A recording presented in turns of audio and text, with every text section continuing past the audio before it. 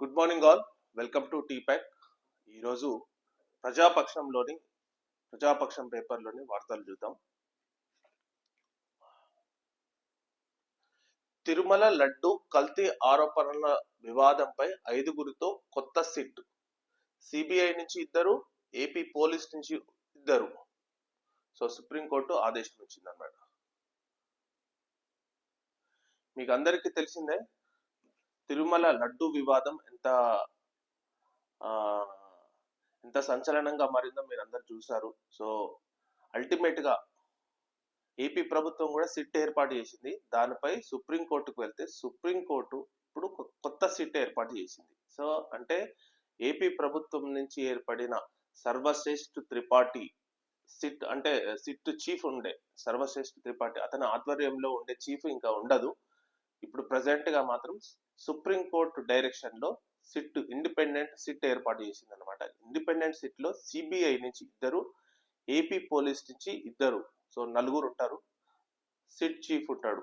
So ఈ ప్రకారం వీళ్ళు నివేదికనే ఫైనల్ అవుతుంది. సో వీళ్ళు ఏమన్నా నివేదిస్తారు, వీళ్ళు మొత్తం లడ్డూలో ఏమన్నా కలిసిందా లేకపోతే కల్తీ నెయ్యి వాడుతున్నారా, దీనిపై మొత్తం విచారించి సుప్రీంకోర్టుకు నివేదిక అందిస్తే సుప్రీంకోర్టు బయట పెడతాది అనమాట. అసలు లడ్డు కల్తీ జరిగిందా లేదా అనేది సుప్రీంకోర్టు బయట పెడితే అది జెన్యున్ గా ఉంటది. మిగతా అన్ని ఇంకా వీటిని మాత్రం సుప్రీంకోర్టు తీర్పుని మాత్రం అందరూ స్వాగతించారు. వైఎస్ఆర్సీపీ కూడా స్వాగతించింది, నారా చంద్రబాబు నాయుడు కూడా స్వాగతించారు.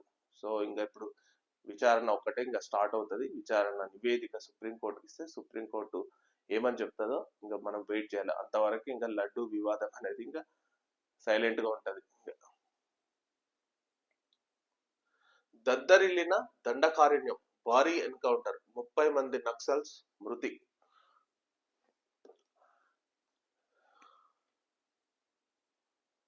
నక్సలైట్లు మొత్తం ఇంకా దాదాపు అబుజ్మన్ అడవి ఛత్తీస్గఢ్ లో ఉంటది. సో ఆ అడవిని సెంట్రల్ గవర్నమెంట్ సిఆర్పిఎఫ్ బలగాలు ప్లస్ మిగతా బలగాలు, కోబ్రా ఇట్లాంటి చాలా బలగాలు మొత్తం ఆ అడవిని మొత్తం జల్లెడబడుతున్నాయి. చెప్పాలంటే ఈసారి నక్సల్స్ కు మాత్రం తీరని దెబ్బ తగులుతుంది. గత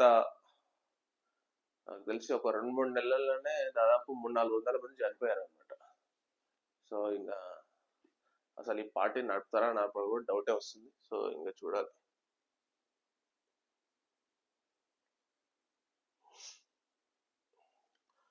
మీరు ఒకటి ఇది గమనించవచ్చు, ఎస్సీల ఉపవర్గీకరణ తీర్పుపై రివ్యూ పిటిషన్లు కొట్టివేత అని ఒకటి వచ్చింది. మీకు అందరికీ తెలిసిందే సుప్రీంకోర్టు ఎస్సీ వర్గీకరణ ఏబిసిడి, సో ఈ ఏబిసిడి వర్గీకరణ రాష్ట్రాలలో అమలు చేసుకోవచ్చు అని చెప్పి సుప్రీంకోర్టు ఒక తీర్పు ఇచ్చింది. సో రాష్ట్రాలకు వదిలేసింది. దాని మీద రివ్యూ పిటిషన్లు చాలా మంది వేశారనమాట. సో ఇది రాజ్యాంగ విరుద్ధము, దీన్ని ఒకసారి మీరు సమీక్షించండి అని చెప్పి సుప్రీంకోర్టుకు చాలా రివ్యూ పిటిషన్లు వస్తాయి. సో ఎవరైనా సరే ఒక సుప్రీంకోర్టు ఒక తీర్పు ఇచ్చిన తర్వాత దాని రివ్యూ అనేది కోరొచ్చు అనమాట. సో అది సుప్రీంకోర్టు యాక్సెప్ట్ చేయొచ్చు, చేయకపోవచ్చు, కానీ రివ్యూ మాత్రం కోరొచ్చు. చాలా మంది రివ్యూ పిటిషన్లు వేశారనమాట సుప్రీంకోర్టు తీర్పుపై, ఏది ఎస్సీ వర్గీకరణపై. కానీ సుప్రీంకోర్టు దాని మీద పిటిషన్లు అన్ని కొట్టివేసింది అనమాట. ఇంకా దాని మీద దాని గురించి రివ్యూ చేయాల్సిన అవసరం లేదు, ఇంకా దాని గురించి పిటిషన్లు అవసరం లేదని చెప్పి అన్ని కొట్టేసింది. సో ఇప్పుడు రాష్ట్రాలకు మాత్రం చాలా క్లియర్ కట్ గా ఉంది ఎస్సీ వర్గీకరణ అమలు చేయడానికి. సో ఆ రాష్ట్రాల ప్రభుత్వాల మీద, ఆ రాష్ట్రం యొక్క ప్రభుత్వాల మీద డిపెండ్ అయి ఉంటది. మరి తెలంగాణలో ఇంతవరకు అమలు చేయలేదు. మొన్న మందకృష్ణ మాదిగ గారు ఒక ప్రెస్ మీట్ కూడా పెట్టారు. ఇప్పుడు రీసెంట్ గా చాలా ఉద్యోగాలు నోటిఫికేషన్లు పడుతున్నాయి, ప్లస్ రిజల్ట్స్ కూడా వస్తున్నాయి. మొన్న డిఎస్సి రిజల్ట్స్ వచ్చింది, అది వరకు కొన్ని పరీక్షల రిజల్ట్స్ వచ్చినాయి. కానీ అందులో ఎస్సీ వర్గీకరణ అమలు చేయలేదు. దానివల్ల ఎంతో మంది మాదిగ విద్యార్థులు నష్టపోయారు కూడా. సో దీన్ని కన్సల్ట్ చేసుకోవాలి రేవంత్ రెడ్డి గారు, దీని మీద మీరు కన్సల్ట్ చేసుకోవాలి. ఎందుకంటే సుప్రీంకోర్టు ఆల్రెడీ డైరెక్షన్ ఇచ్చింది, మీరు అమలు చేస్తానని హామీ కూడా ఇచ్చారు, కానీ ఇప్పుడు అమలు చేయట్లేదు. మేజర్ గా పిల్లలు, విద్యార్థులు ఈ ఉద్యోగాల నోటిఫికేషన్ల మీదనే డిపెండ్ అవుతారు. కాబట్టి ఇక్కడ మీరు న్యాయం చేయకపోతే వాళ్ళు అన్యాయం అయిపోతారు. ఎందుకంటే సుప్రీంకోర్టు డైరెక్షన్ కూడా ఉంది కాబట్టి. సో మీరు ఎందుకు ఆలోచిస్తున్నారో ఏమో, తొందరగా అమలు చేయాలి.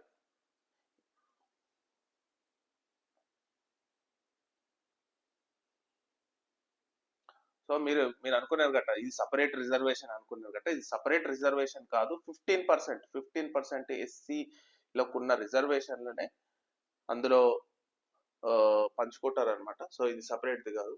సో గమనించాలన్నమాట.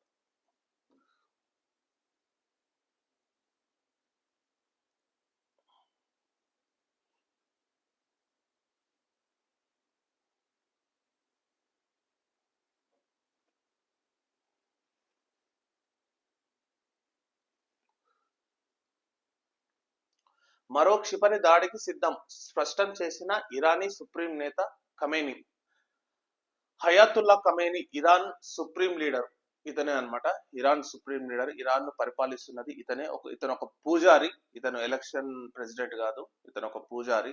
పూజారిలో అత్యధిక స్థానం ఉన్న అతను ఇరాన్ సుప్రీం లీడర్ అంటారు. సో ఇతను హయాతుల్లా ఖమేని సుప్రీం లీడర్. ఇతను ఏం చెప్పాడు, ఇతను ఏం చెప్తున్నాడంటే ఇజ్రాయెల్ పై మరొక క్షిపణి దాడి చేస్తామని చెప్పి స్పష్టంగా చెప్తున్నాడు అనమాట. చాలా రోజుల తర్వాత ఇతను ప్రసంగించాడు. నాకు తెలిసి ఇదివరకు ఒకసారి సులేమాన్ అతను ఒక కమాండర్ చనిపోయినప్పుడు ప్రసంగించిన తర్వాత ఇప్పుడు మళ్ళీ బయటకు వచ్చి ప్రసంగిస్తున్నాడు. సో అతను చెప్తున్నది ఏంటంటే ఇజ్రాయెల్ పై మరొక క్షిపణి దాడి మేము చేస్తామని చెప్తున్నది. కానీ ఇజ్రాయెల్ సైలెంట్ గా ఉంది అని అనుకోకండి. ఇజ్రాయెల్ ప్లాన్స్ అనేవి ఒక డిఫరెంట్ గా ఉన్నాయి. ఇజ్రాయెల్ ఒక్కసారి స్టార్ట్ చేస్తే మాత్రం దాన్ని తట్టుకోవడం కష్టం. ఎందుకంటే ఇజ్రాయెల్ ప్లాన్ అనేది అట్లుంటది. వాళ్ళు ఏ పార్టీ చేస్తారో చూస్తున్నారు ప్రజెంట్ గా, కానీ వాళ్ళ ప్లాన్ మాత్రం చాలా పెద్దగా ఉంటుంది. ఈసారి ఇరాన్ ను, లెబనాన్ ను, ఇప్పుడు లెబనాన్ కూడా దాడి చేయాలి. లెబనాన్ పై ఆగని ఇజ్రాయెల్ దాడులు. బీరూట్ లెబనాన్ పై దాడులు ఆపట్లేదు. హైతీ రెబల్స్ పై దాడులు ఆగట్లేదు. వాళ్ళు ఇంకా హమాస్ పై దాడి ఆగట్లేదు. ఇంకా స్టార్ట్ అయ్యేది ఏంటంటే ఇరాన్ పైన స్టార్ట్ చేయలేదు. సో ఇరాన్ పైన అమెరికా వద్దని సూచిస్తుంది అనమాట ఓవర్కి ఇజ్రాయెల్ కు. ఇరాన్ పై అంత పెద్ద దాడి మాత్రం మీరు ప్లాన్ చేయకండి, మామూలు దాడి మాత్రమే ప్లాన్ చేయని చెప్పి అంటుంది. సో మరి వాళ్ళు ఎట్లా ప్లాన్ చేస్తారో వీళ్ళు ఎట్లా ప్లాన్ చేస్తారో చూడాలి. రెచ్చగొడితే అణ్వాయుధ ప్రయోగం, ప్రత్యర్థులకు ఉత్తర కొరియా అధినేత కిమ్ హెచ్చరిక. మీకు అందరికీ తెలిసిందే, నార్త్ కొరియా అధ్యక్షుడు కిమ్ జాంగ్ చాలా నిరంకుశ నేత అంటారు. చాలా మంది మన ఫ్లడ్స్ వస్తే కూడా అధికారులు మంచిగా పనిచేయలేదని చెప్పి 30 మందికి ఉరిశిక్ష వేసిన దుర్మార్గుడు అనమాట. ఇతను చాలా దుర్మార్గంగా పరిపాలన చేస్తున్నాడు ఆ నార్త్ కొరియాలో. వాడు చెప్పిందే వేదంగా ఉంటది. సో ఎక్కువగా దృష్టి పెట్టేది మాత్రం ఈ అణ్వాయుధాలు, వీటిపైన న్యూక్లియర్ సంబంధించి, బాంబులకు సంబంధించి, క్షిపణులకు సంబంధించి ఎక్కువగా దృష్టి పెడతాడు. కానీ ఆ దేశంలో జీడిపి కానీ, మామూలుగా ఎడ్యుకేషన్ కానీ, హెల్త్ కానీ, ఫుడ్ కానీ, ఆరోగ్యం కానీ చాలా భయంకరంగా ఉన్నది comparison to south Korea. South Korea developing లో చాలా దూకుడుగా ప్రవర్తిస్తుంది. మీకు అందరికీ తెలిసిందే, సామ్సంగ్ ఎలక్ట్రానిక్స్ హబ్ గా ఉంది సౌత్ కొరియా. సౌత్ కొరియా చాలా developed country. Compare to north Korea చాలా పూర్ కంట్రీ, చాలా చాలా poor country. Even cell phones కూడా అక్కడ యూజ్ చేయడం అనేది రిస్ట్రిక్షన్స్ గా ఉంది. సో అంత భయంకరమైన పరిపాలనలో నార్త్ కొరియా ప్రజలు ఉన్నారనమాట.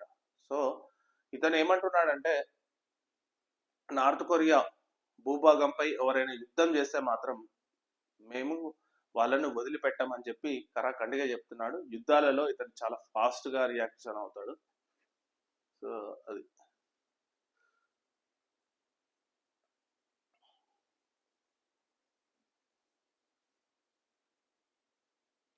బంగ్లాదేశ్ లో మలేసియా ప్రధాని పర్యటన. షేక్ హసీనా ప్రైమ్ మినిస్టర్ తర్వాత ఆమె ఆ దేశాన్ని వదిలి పారిపోయి ఇంకో అతను తాత్కాలిక ప్రధానమంత్రిగా ఉన్నాడు అనమాట. అతను నోబెల్ ప్రైజ్ గ్రహీత. సో అతని పేరు గుర్తొస్తలేదు నాకు. సో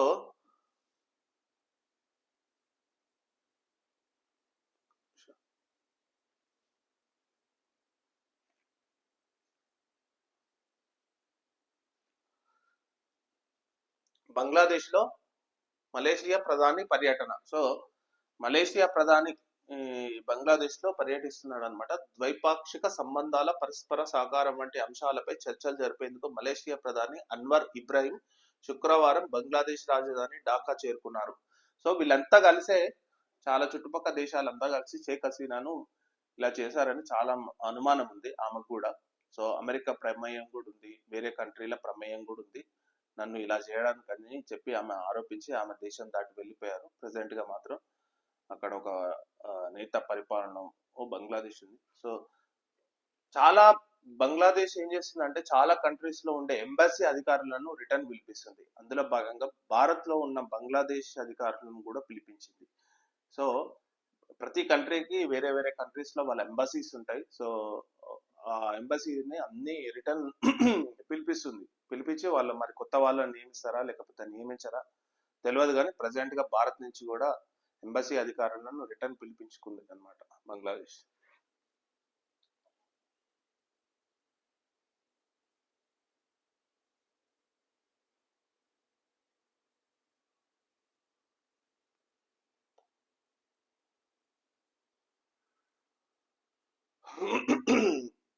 నేరస్తులపై ఉక్కుపాదం. ఇతని పేరు సత్యనారాయణ ఉండే. రాష్ట్రంలో ఇటీవల చూసుకుంటున్న ఎక్కువ డ్రగ్స్, గంజాయి, సైబర్ క్రైమ్ నేరాలపై ప్రత్యేక ఫోకస్ పెట్టాం. నేరాల పట్ల ఉక్కుపాదంతో కఠినంగా వ్యవహరిస్తాం. ఫ్రెండ్లీ పోలీసింగ్ కేవలం బాధితులకు మాత్రమే.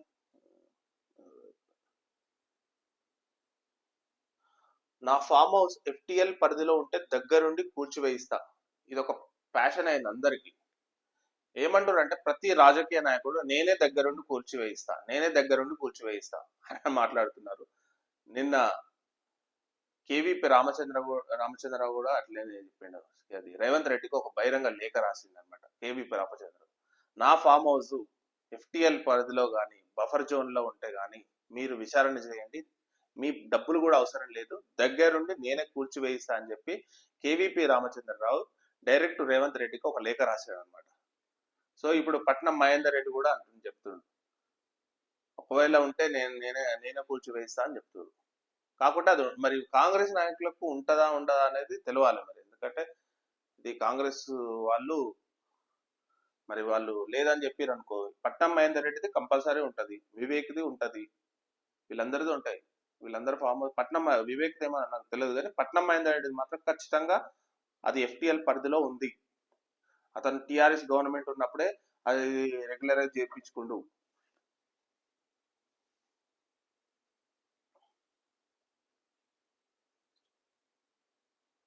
విద్యా విధానంలో మార్పులు రావాలి.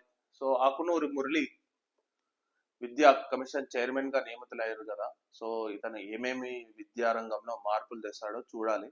సో మరి ఇంకనైతే ఇంకేం స్టార్ట్ చేయలేదు.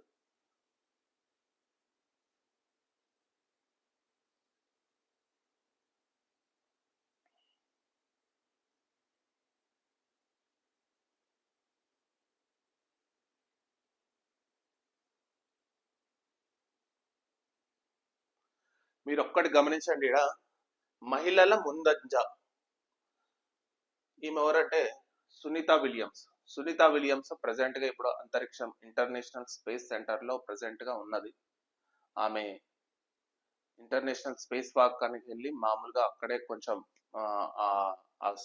స్పేస్ క్రాఫ్ట్ ఇష్యూ వల్ల, హీలియం లీకేజ్ వల్ల అక్కడనే ఉంది ప్రెసెంట్ గా. ఇప్పుడు దాదాపుగా ఒక 130-140 రోజులు ప్రెసెంట్ గా గడుస్తున్నది అనమాట.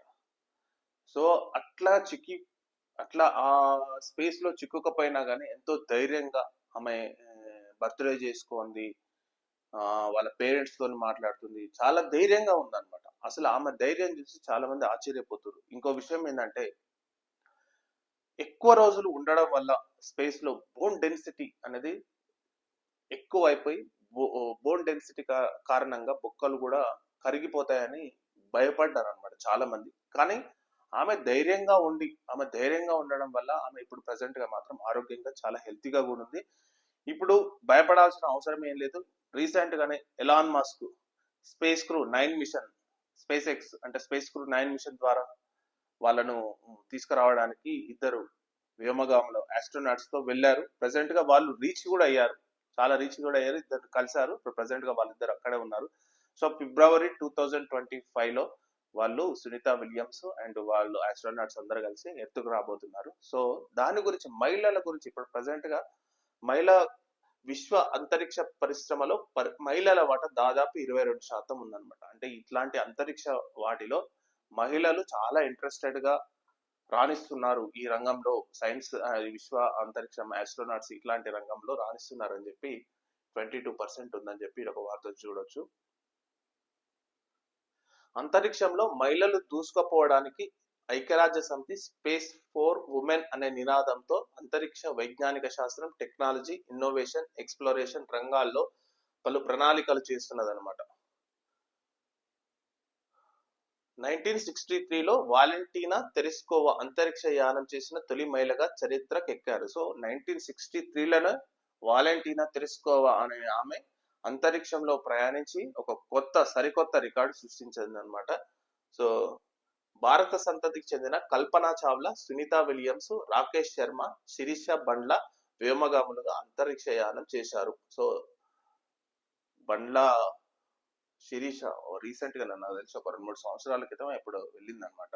ఆమె తెలుగు కమ్యూనిటీకి చెందిన అమెరికాలో ఉండే అమ్మాయి. సో ప్రస్తుతం సునీత విలియమ్స్ అంతర్జాతీయ అంతరిక్ష కేంద్రం ఇంటర్నేషనల్ స్పేస్ స్టేషన్ లోనే చిక్కుబడి ఉన్న విషయం తెలిసిందే. కేవలం 8 రోజుల ఐఎస్ఎస్ లో ఉండేందుకు బోయింగ్ చెందిన స్టార్ లైనర్ ఈ ఏడాది జూన్ 5న ఐఎస్ఎస్ కు చేరుకున్న సునీత వ్యోమనౌకలో సాంకేతిక సమస్యలు తలెత్తడంతో అక్కడే ఉండిపోవాల్సి వచ్చింది. మరమ్మతులు పూర్తి చేసుకొని స్టార్ లైనర్ సెప్టెంబర్ 24న తిరిగి భూమికి చేరుకుంది. కానీ భద్రతా అంశాలను దృష్టిలో ఉంచుకొని వ్యోమగాములు లేకుండానే స్టార్ లైనర్ కు వెనక్కి తెచ్చారు. ఎలాన్ మస్క్ చెందిన స్పేస్ ఎక్స్ అంతరిక్ష యాత్రను క్రూ9 పేరుతో ఇప్పటికే ప్రారంభించింది. వచ్చే ఏడాది ఫిబ్రవరిలో స్పేస్ ఎక్స్ వ్యోమనౌకలో సునీత ఆమెతో కలిసి ఐఎస్ఎస్ కు వెళ్లిన బుచ్ విల్మోర్ ను కూడా భూమికి చేరుస్తుంది.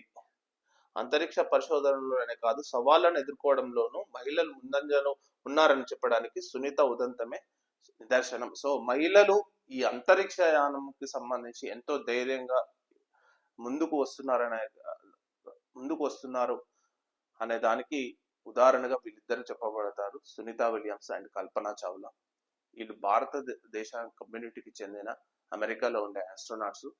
చాలా ధైర్యవంతులు, చాలా గొప్ప గొప్ప రీసెర్చ్లు చేసి భయపడకుండా స్పేస్ అంతరిక్షంలోకి వెళ్ళి చేసిన వారు అనమాట. సో మహిళలకు ఎంత ఇది ఉందో చూడండి.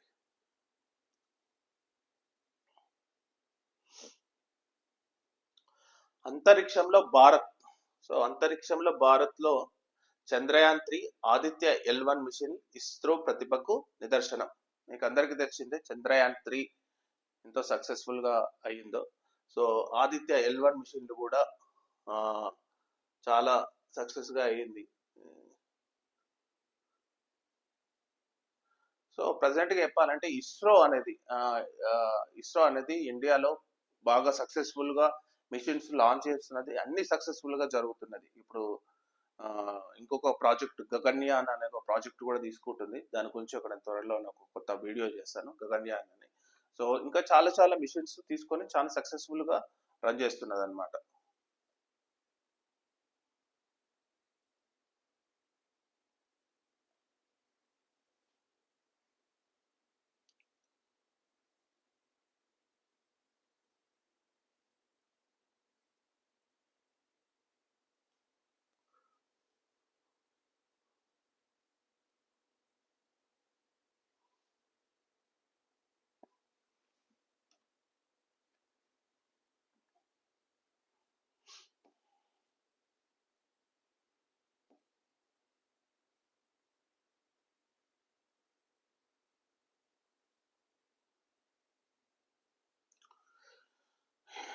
జాతీయ వార్తల్లోకి వస్తే, పశ్చిమాసియా యుద్ధంలో 15,000 మంది భారత కార్మికులు నియామకం అని చెప్పి మల్లికార్జున ఖర్గే, ఎవరంటే ఇతను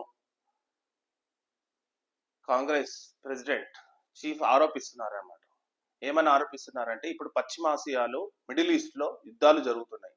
Iran, Lebanon, Yemen, Jordan, Iraq, Syria ఇట్లాంటి దేశాలలో చాలా మంది యుద్ధాలు చేస్తున్నారు. వాళ్ళ అంతర్యుద్ధాలు అంటే వాళ్ళ పక్క దేశాలకు సంబంధించి యుద్ధాలు జరుగుతున్నాయి.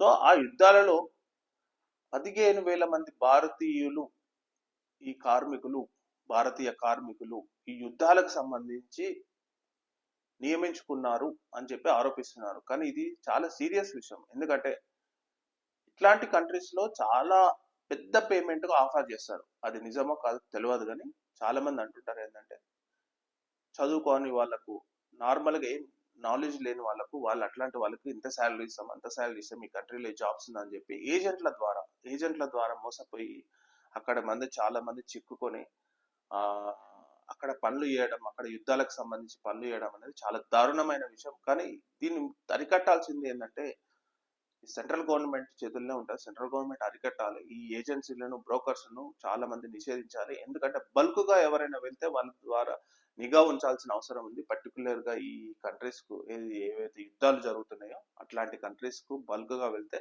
ఖచ్చితంగా దానిపై నిఘా పెట్టాల్సిన అవసరం ఉండదు అనమాట. సో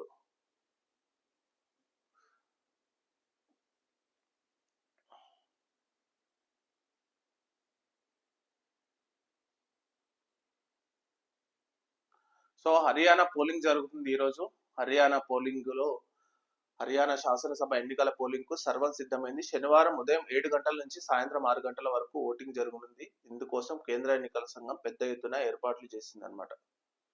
సో హర్యానాలో ఎలక్షన్స్, సీఎం కు సంబంధించి ఎలక్షన్స్ జరుగుతున్నాయి. సో ఈ రోజు జరుగుతుంది. ఇంకోటి ఏంటంటే ఈ హడావుడి ఎన్నికేంటి, ఈ జోక్యం ఏంటి? ఢిల్లీ లెఫ్టినెంట్ గవర్నర్ ను నిలదీసిన supreme.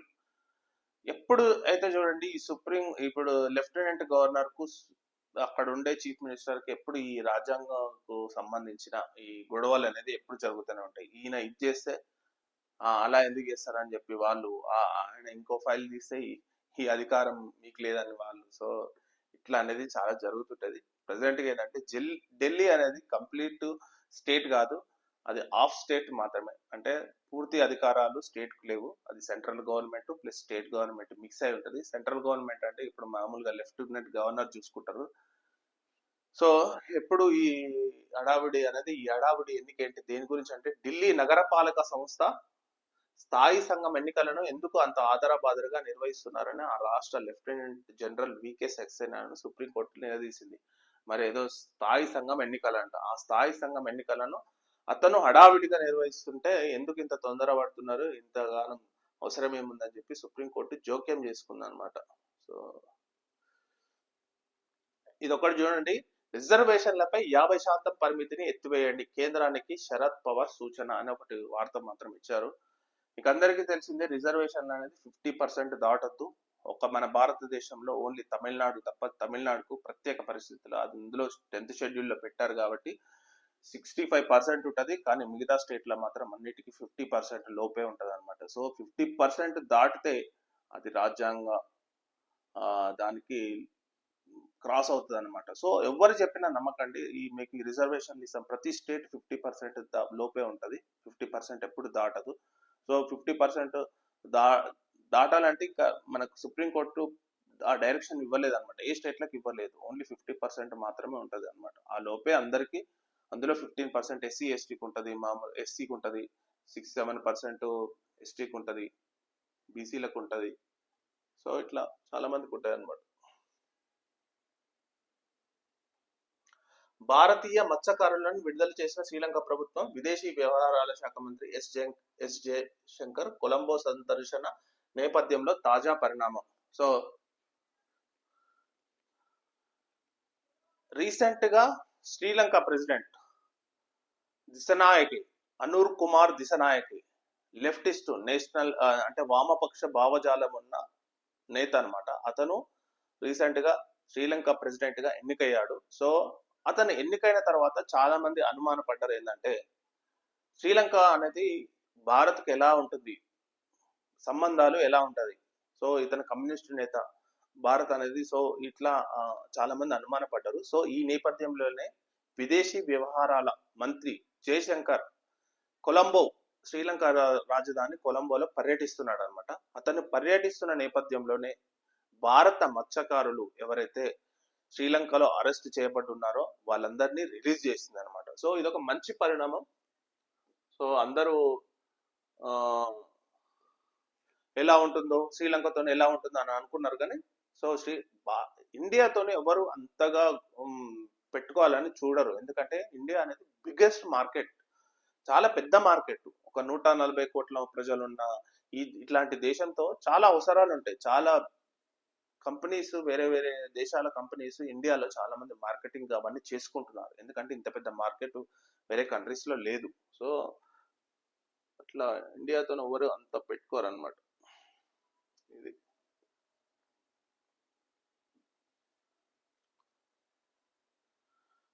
Modi make in India గురించి ఒక ఆర్టికల్ ఇస్తుంది.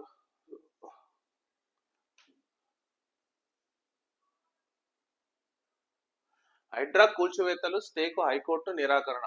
సో హైడ్రాపై మరి కూల్చివేతలు కూలుస్తున్నారు. మొన్న హైడ్రాపై హైకోర్టే సీరియస్ అయిపోయింది. సో మరి మొత్తం దాని హైడ్రాకి మొత్తం స్టేక్ ఇవ్వాలంటే మాత్రం హైకోర్టు నిరాకరణ ఇచ్చింది అనమాట. సో హైకోర్టు ఓన్లీ మీరు తొందరపడకండి, ఒక రోజు 2 రోజుల ముందు వాళ్ళకు ఒక రోజు నోటీస్ ముందు ఇచ్చి తెల్లారి కూలుస్తామంటే అది కరెక్ట్ కాదు. సో వాళ్ళకు ఒక సరి అయిన టైం ఇవ్వండి అని చెప్పింది. కానీ మొత్తం మాత్రం కూల్చుకోవడానికి నిరాకరించింది అనమాట, మొత్తం చేయడానికి.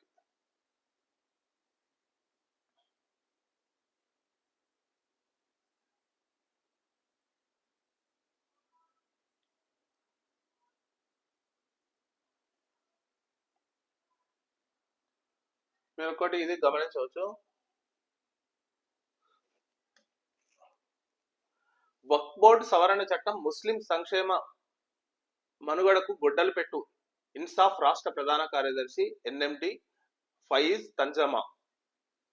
వక్ఫ్ బోర్డు సవరణ చట్టం మీకు అందరికీ తెలిసిందే. నరేంద్ర మోడీ వక్ఫ్ బోర్డు సవరణ చట్టం అంటే, నరేంద్ర మోడీ అంటే సెంట్రల్ గవర్నమెంట్ వక్ఫ్ బోర్డు సవరణ చట్టం బిల్లు అనేది ఒకటి తీసుకురాబోతుంది. ఇప్పుడు ప్రజెంట్ గా జాయింట్ పార్లమెంటరీ యాక్షన్ కమిటీ అన్నది కూడా నిర్ణయించింది. పార్లమెంటరీ జాయింట్ యాక్షన్ కమిటీని కూడా నిర్ణయించింది. సో దీని మేజర్ ఉద్దేశం ఏంటంటే, వక్ఫ్ బోర్డులో ఓన్లీ ఇప్పటి వరకు మాత్రం ఓన్లీ ముస్లింలు మాత్రమే బోర్డు సభ్యులుగా, చైర్మన్లుగా ఉన్నారనమాట ప్రజెంట్ గా. కానీ ఆ ప్లేస్లలో అన్య మతస్థులను కూడా, వేరే మతస్థులను కూడా నియమించవచ్చు అనే సవరణ చట్టం అనమాట. అంటే ఈ వక్ఫ్ బోర్డులో ఓన్లీ ముస్లిమ్స్ కాక వేరే వాళ్ళు కూడా, అన్య మతస్థులు కూడా వక్ఫ్ బోర్డు చైర్మన్ గా, వక్ఫ్ బోర్డు మెంబర్లుగా ఉండొచ్చు అనేది ఈ సెంట్రల్ గవర్నమెంట్ తీసుకొచ్చే కొత్త బిల్ అనమాట. సో ఈ బిల్లుపై ముస్లింలు చాలా మంది వ్యతిరేకిస్తున్నారు. సో అది మా ఆచారానికి చాలా వ్యతిరేకం అని చెప్పి చాలా ఇప్పుడు చేస్తున్నారు. సో దాంట్లో భాగంగా ఇన్సాఫ్ రాష్ట్ర ప్రధాన కార్యదర్శి ఎన్ఎండి ఫయిజ్ తంజమా సో చేస్తున్నారు.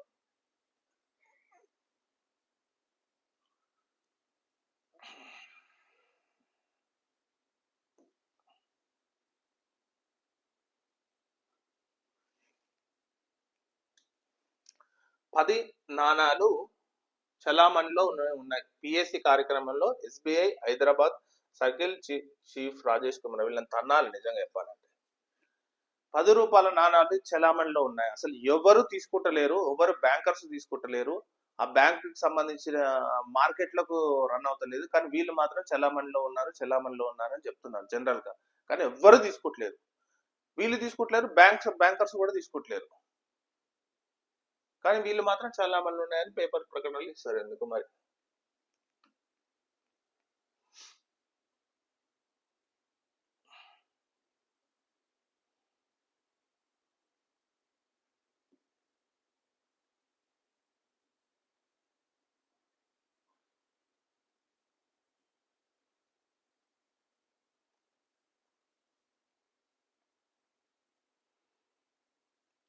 మహానగరం హైదరాబాద్ జూబ్లీస్ check post, KBR flyover under pass లకు ఒకటే. కేబిఆర్ ఫ్లైఓవర్ అండర్ పాస్ లకు ఓకే అనమాట. సో 826 కోట్లు మంజూరు చేసిన ముఖ్యమంత్రి రేవంత్ రెడ్డి ఫ్లైఓవర్లు, అండర్ పాస్ల నిర్మాణంతో తొలగనున్న ట్రాఫిక్ ఇబ్బంది. సో జూబ్లీస్ చెక్ పోస్ట్ అయితే ఎంత భయంకరంగా ఉంటుందంటే, సో అక్కడ ఫ్లైఓవర్ ప్లస్ అండర్ పాస్ రెండు ఏర్పాటు చేస్తున్నారంట. సో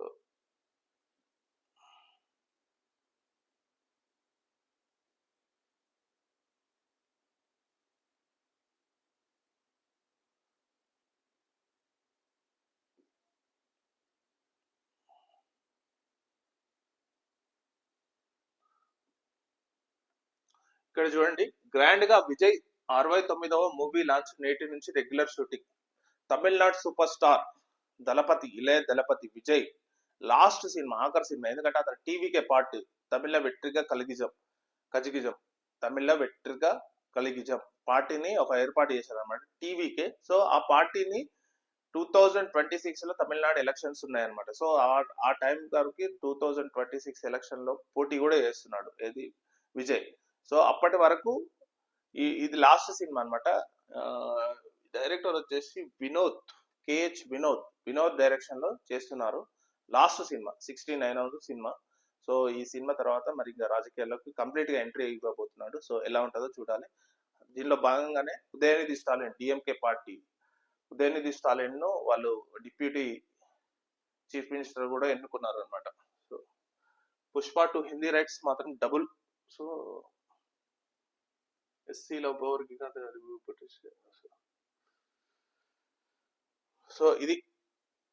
సో ఇదండి news analysis. Thank you very much.